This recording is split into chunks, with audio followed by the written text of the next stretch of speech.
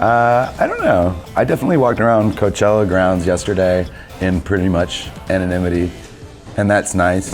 You'd love to be recognized. It's also nice to just be. But also we hang out at our shows and I love to talk to people before the show. It makes you feel closer to your audience, and I think it makes it easier to get up there and do what you do, and kind of also show the change that like there's performance, aspect, and we're also just like real people.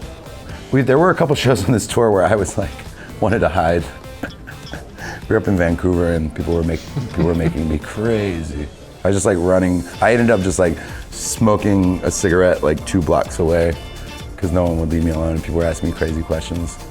And they were asking me questions like, are people bothering you? Like asking you so many questions? So how are you? What are you doing out here? What's going on? I was like, you just asked me the question. If you're making me crazy, now you're making me crazy. But then he got like 2 blocks away, and the homeless people were there, and they were like, hey man, can I have $1? Hey, you're that guy from Letterman. Do the dance. And Sam was like running down the street like, no. That's been my joke. I'm like waiting to be in New York and just some guys like, hey, you're that guy. You're the guy from the TV. Do the dance, man. No, do the dance. Don't you walk away. But that hasn't happened yet. Yeah, definitely. Yeah. And I mean, that performance has been polarizing. I mean, some people think it is a joke. They're like, what the hell is going on? And that's good, it's fine, like art should be polarizing at its best and draw people in different directions. And it is like that thing, it's like, if you love what we do, then please come and be a part of an experience, come to a show. And if you see that video and you say, what the hell is this? Please don't come. So it's like, that's the thing. It's like, just now it's not for you, and that's fine. That's fine, because you can't make art for anybody but yourself. And the hope is that connects with people.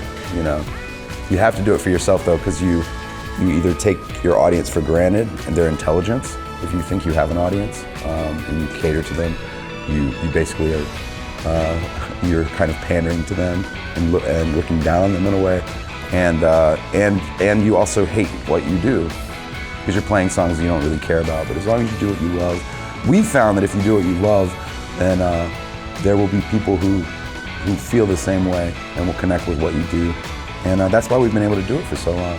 Going on 11 years writing songs together, 8 years as Future Islands. And that's a lot of hard work, but also it's a lot of like building through fans and people that have become like friends and family to us over the years, all over the country, all over Europe.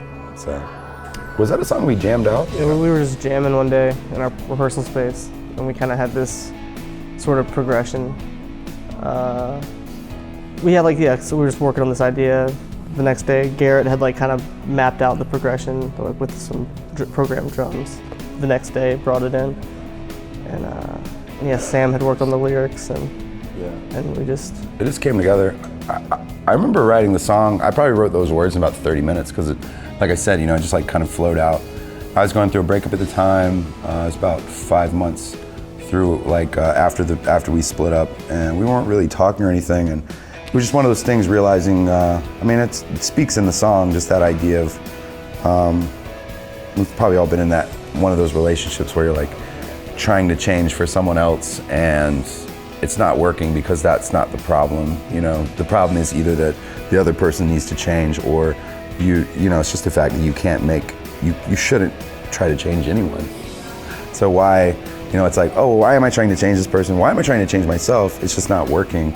So that's kind of the realization that sometimes we just have to move. And that's the second verse, just like people change and some people don't. It's a simple sentiment, and that's what lyrically, that's what I try to do with a lot of our songs, is playing with cliche, taking a universal thought and turning it over. On A Dream of You and Me, I say, all that glitters is gold. That's the cliche. All that glitters isn't gold. But it's like, well, maybe it is. Maybe it is a beautiful thing, even though if it doesn't turn out the way we want it to. Maybe it is a beautiful thing for that moment. So these are universal sentiments and trying to reach that universal message. They're for the world. They're truly for the world. I hope, I've seen some things recently, people asking if I'll put out like an aerobics video. But it could happen, you never know. But yeah, I'm still inventing them every day.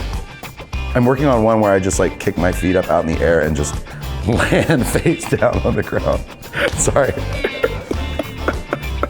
Next year, you guys should have like some Nickelodeon gack, so we can just pull a string and just gack ourselves at some point.